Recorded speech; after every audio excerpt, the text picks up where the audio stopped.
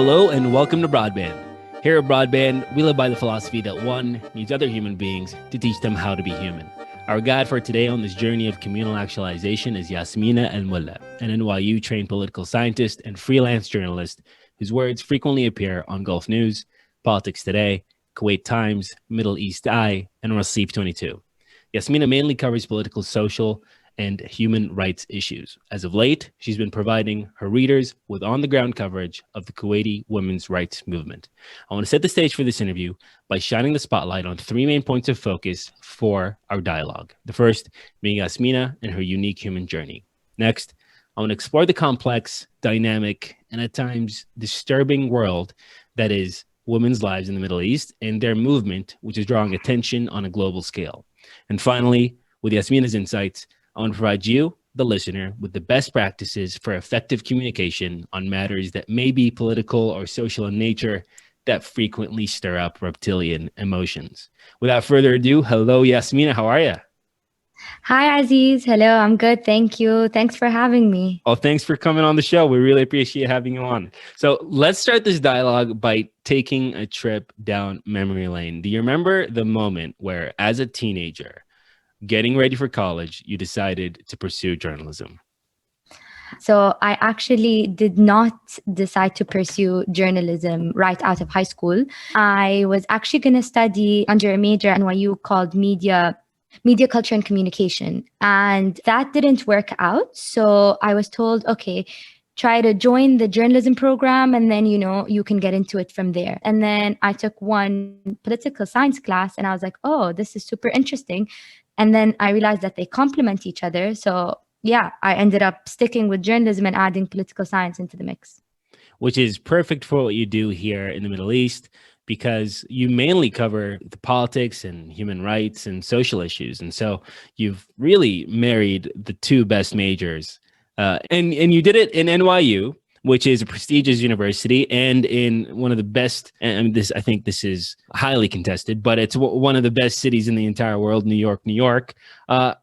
In New York, right, there is a very popular Instagram account called Humans of New York. And it's one of the, in my opinion, one of the best journalistic pieces that we have online, right? And it's something that, a normal citizen just started on a whim and just kind of became huge and can document the lives of New Yorkers at a very deep level. So what is the role of journalists today in the age of social media and technology, where bystanders can document and broadcast historic events with a click of a button, sometimes better than the traditional journalist? No, for sure. You said that perfectly. And there's actually a term for that, and it's called citizen journalism. And it's like anyone that has a cell phone, a tablet, a laptop, whatever, some form of device can pull out and capture any moment in front of them and publish it on social media and so forth, and definitely serve as a worthy testimony of what's happening on the ground. And you'll see, for example, that big publication like Reuters, for example, has a special Twitter account called Reuters Eyewitness or Witness Watch that basically just goes through social media and looks for videos or photos that they can use then to incorporate in their either video productions or print pieces that are taken by, the average citizen. And so to answer your question, anyone can, be a reporter today. And so I would definitely say I'm a huge advocate of social media, but at the same time, I'm also a skeptic because there is a lot on social media and there's a lot that you have to filter through to get to the actual hard fact truths. And there's, I hate using this word, but a lot of fake news out there that, not everyone would necessarily see it as fake news because we started taking news on social media as, this is it, this is the accurate thing. Okay, well, the more eyes on an article, right, the more successful the journalist. And I've noticed a great deal of provocative titles and articles as a method of remaining relevant. So how fine is the line between being provocative to invite an audience and start a discourse and being provocative to create chaos and sow discord? So that's a really thin line and it's very difficult. And, because the word provocative is very subjective, it's something that is provocative can be different to me and can be different to you, Aziz. And so I am just a firm believer that you can't capture something you want to say in 10 to 15 words. And that's why they always say headlines are misleading. And I agree because there's only so much you can say. And there's this term that's used in the news world and it's called SEO and it's search engine optimization. And so that's what you try to do is you try to insert as many search optimized words in your headline so that your article can appear first. So for example, since we're in the COVID times, having words like COVID, vaccine, travel, I don't know, those words are currently SEOs. And so having those in your headline will likely bump up the chances of people that read your article. And so it's a thin line and you just have to decide by yourself, are you ready to go down the track of playing it safe and not gaining as many views as possible, or taking the route and maybe being a bit more provocative and stirring up some controversy? And how would you interact with a journalistic or pseudo-journalistic environment that craves clickbait and asks provocative questions to muddy the message with emotion? There's this ongoing conversation about with journalists, across the world. And it's like, when do you draw the line? When do you, say, okay, this is where I am going to stop because now I am infringing on someone's, maybe privacy or, taking it a bit too far. And I actually remember a huge conversation was sparked. I don't know if you or your listeners remember the little Syrian boy that was washed off the shores of the water and the photo was taken of him face down, like Hamad dead by the shores as he was trying to escape war-torn Syria and make it to Europe. And I remember that photo was seen by people, all over the world, if not almost everyone that has access to some form of social media, sparked conversation and said, while yes, this definitely shed light on the suffrage of Syrian refugees, was it worth taking that photo?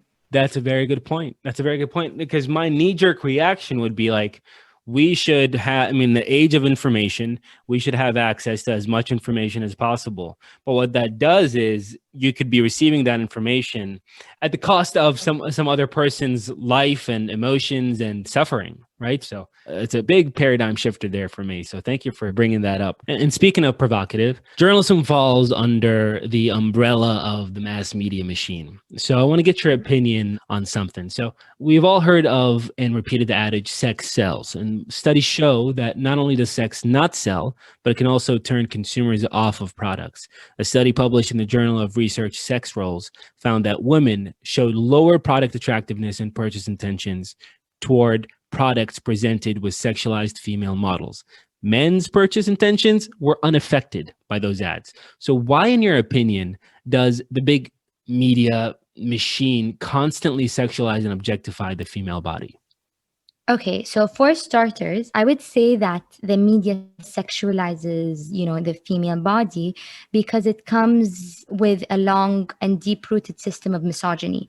So if you look at who owns the biggest and most powerful news corporations in the world, all top 15 companies are run by men. So what does that say? It says that the CEOs running these big conglomerates are looking at it from a male lens, and therefore there is no enough female representation, and therefore there isn't space for a woman to be like, wait, maybe this is problematic, and not only puts women off but does not bring in more men, readers, viewers, whatever your content may be. So I think it's because, like many industries throughout the world are run by men, and the lack of diversity has allowed for this phenomenon to continue. Right. I think the discussions that you're having aren't as important as the discussions that you're not having. And not having women representation in those boardrooms means that there are a lot of discussions not being had, a lot of important ones. So nonetheless, women are still being sexualized. The Gina Davis Institute on Gender in Media released 10 years worth of data showing that women are sexualized 6 times more than men. So what are some of the negative effects that this representation have on girls and women's psychological and physical well-being? So it definitely does have a negative impact because we consume media more than ever, whether it's be social media, whether it's be movies, YouTube, TV shows. These are all falling under the umbrella of media. And when you see basically like sexualized versions of women, you will start believing that this is the norm. And you will start thinking like, okay, I guess this is how women should look like. When in actual fact, it's not. And for example, when you look at women on TV, female correspondents on air, you will see that oftentimes they're wearing, tight dresses or like skirts or tighter pants and so forth. And the question is, why is that?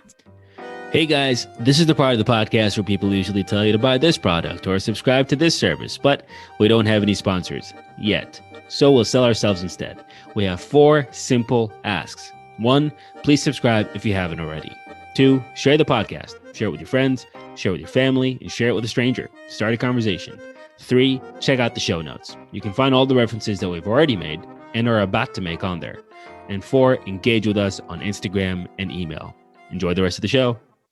So it's been empirically proven that frequent exposure to this kind of content is directly associated with a range of consequences. A couple of those consequences is a higher tolerance towards sexual harassment and the rape myth acceptance. So what's Kuwait's general attitude toward the sexual harassment of women? Okay, so before we start, I definitely want to point out that while your question states sexual harassment, I want to take a step back and address that there are different forms of harassment. And so there's obviously sexual harassment, there's verbal harassment, catcalling falls under that. There is financial harassment, so withholding funds and other form of goods. There is psychological harassment. There are various forms of harassment, to name a few. And because they have all kind of morphed into this one understanding of harassment, goes back to your question of, Kuwait's general attitude towards sexual harassment kind of normalized it because we do not differentiate between these different kinds of harassment. So if you were to go on today on the streets and conduct a poll and say like, have you ever, physically assaulted a woman? The percentage will probably be much less than if you asked men, have you ever catcalled a woman? Because in their eyes, harassment is physical. Harassment is assault. It's not, rolling down the windows and, like saying something like, hey, you look good today. Or I don't know, take my number or whatever. Another form of it being like manipulation. Those are not viewed as harassment. So to basically summarize what you were asking was that the general attitude towards harassment in Kuwait is, I want to say, not widely accepted, but rather misunderstood, therefore is normalized. Okay. Yeah, I mean, I'm not fully convinced that the boys will be boys attitude is at all acceptable because, I mean, the harassment of women is unaccepted, but it's normalized and boys will be boys, right? And I think that is as toxic as fully being on board with sexual or financial or verbal harassment, right? So exactly. Right. So Maslow's hierarchy of needs states that for an individual to be able to self-actualize, one needs necessities like food, water, and shelter.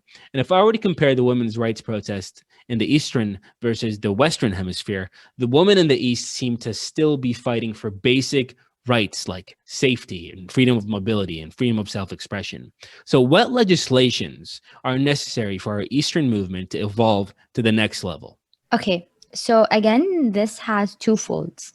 So first is before we go into actually enacting new legislation, we need to get rid of old legislation. So for example, you have Article 153, which is discussing honor killings and basically treats it as a misdemeanor. Again, you almost never see any case be filed under Article 153, but having such law normalizes this violence because it values the woman's life less by making the punishment a misdemeanor. Then again, you have Article 152, which allows an abductor to escape punishment if he married the person he abducted or raped with permission of her guardian. Again, I go back to how many cases have we heard about the abductor, marrying his rapist to escape punishment? Very little, but going back to it, normalizes violence against women. Under Article 29, disciplinary beatings are also sanctioned by law according to the Penal Code. And so I can go on and on. You also have legislation that states that women can't pass on citizenship to her children. That's a form of psychological violence, And so having these forms of legislation, it enables men to believe that they have the upper hand when it comes to the law over women. That's the first fold. The second fold, when you asked what legislation should be put in place, to be honest, the Kuwaiti constitution is one of the most fair constitutions in the world. It has deemed that women are equal in the eyes of the law, and has, given various freedoms that are very hard to take away. And so I think the problem is not with the law itself, but it's the application of the law. And so one of the laws I want to point to was back in August 2020, the parliament passed the family protection law.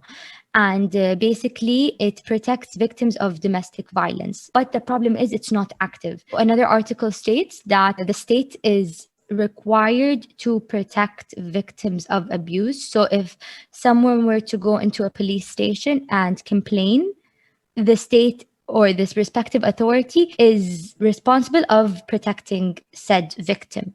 That, unfortunately, is not the case. And we've seen it multiple times, unfortunately, a lot of times leading to death. Right. Okay. So, but Fatma Ajmi's case was one of the most shocking things that I've ever read in my entire life. And I read your article about it actually initially. And so, can you share her story with our listeners who may not be familiar with Fatma Ajmi?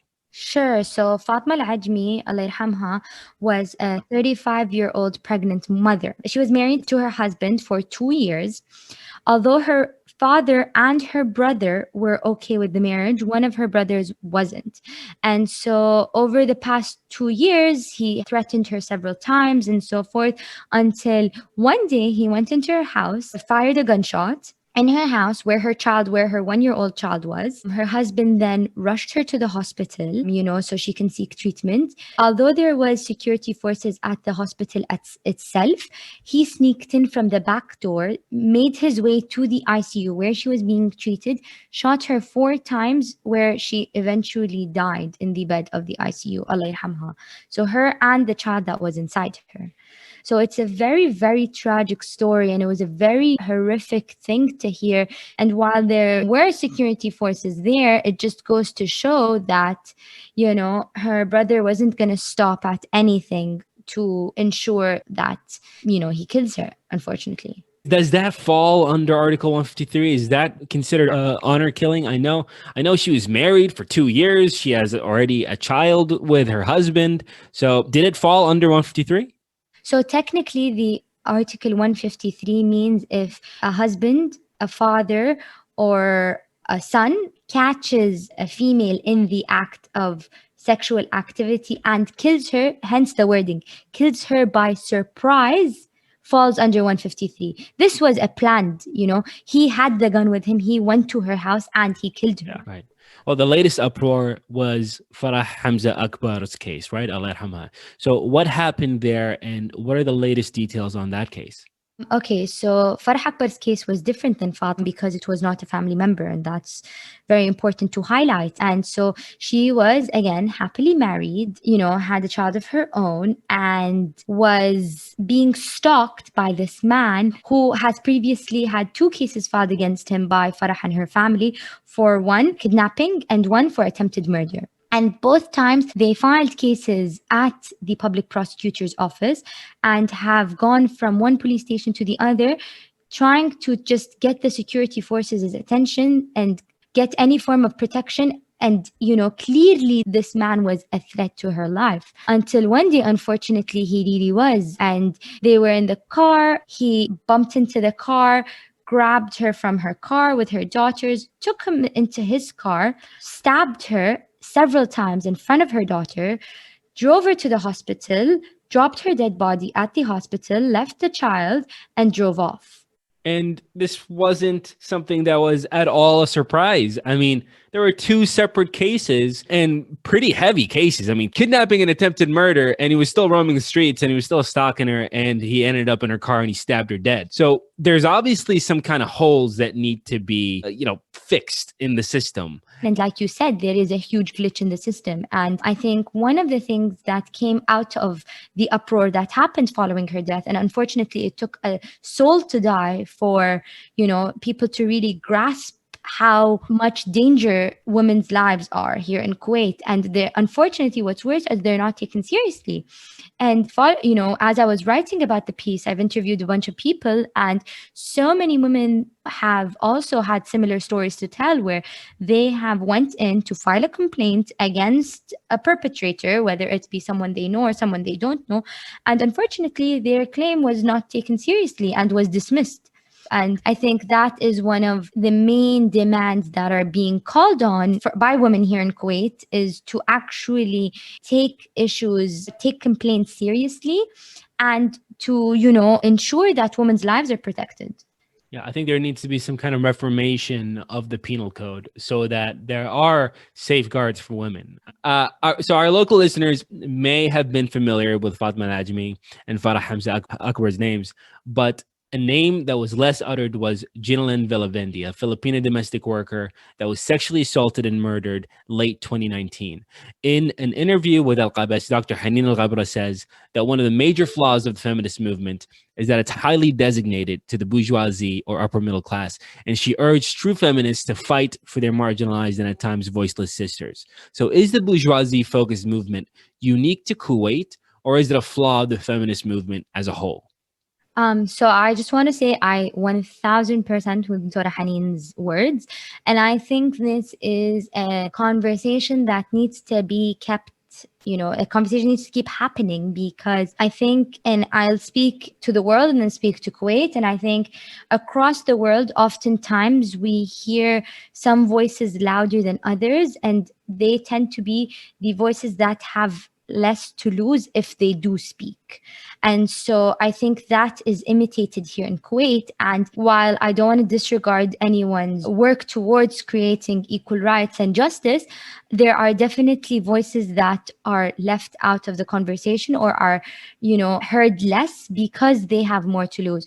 So migrant workers, domestic workers, Badoon women definitely have more to lose because of the unfair legals, because they are, living in unfair circumstances here in Kuwait and have much more to lose, therefore are afraid to speak out. And so I think, it's very important to be inclusive as possible when talking about women's rights, but also ensuring to give voice to the voiceless, and not speaking on behalf of them, but giving them the voice to speak, but in a way that does not infringe on their safety.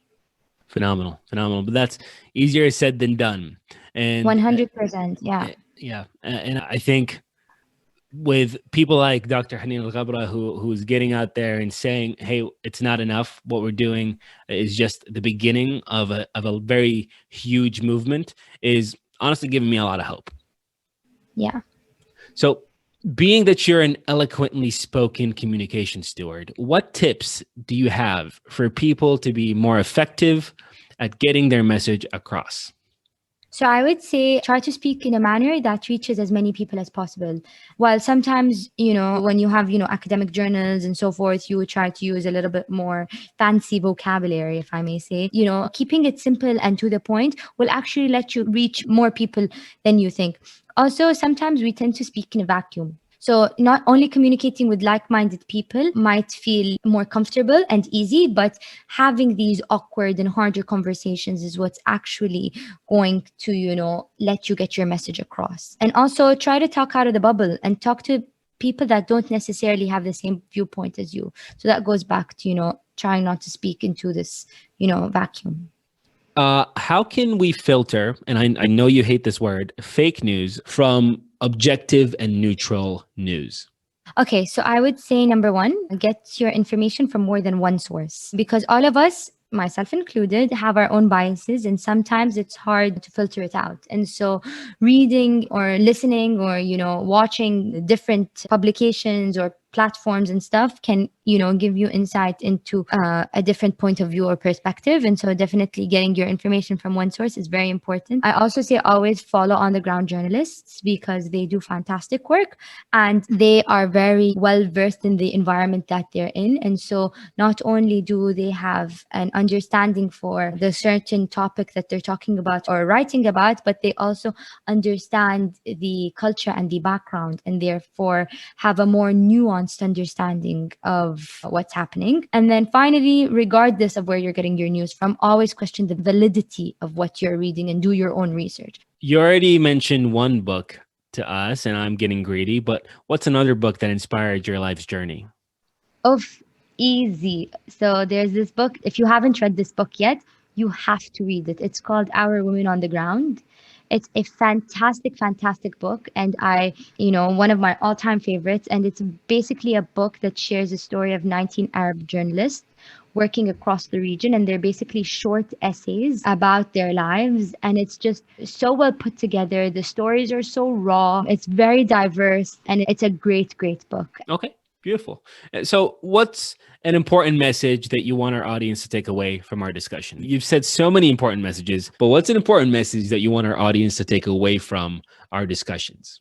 So although there's so much, online and, so much news to consume, I always say whenever you are reading or listening or watching the news, be mindful that there's more that isn't being said. So I urge you to go and do your own research and try to look up information on your own because there is more to than what's being reported.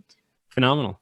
You're absolutely amazing. Thank you so much for having this conversation with me. I learned so much from this conversation. I look forward to having you back. So thank you, Yasmena. Honestly, I enjoyed your questions. And so, no, thank you. This was a really, really fun podcast to do. Thanks for coming on the show, and we'll be talking to you soon. This podcast would not be possible without your support. So please subscribe to our podcast, share it with your friends and family, check out the show notes for any references made, and engage with us on Instagram and email. Thank you.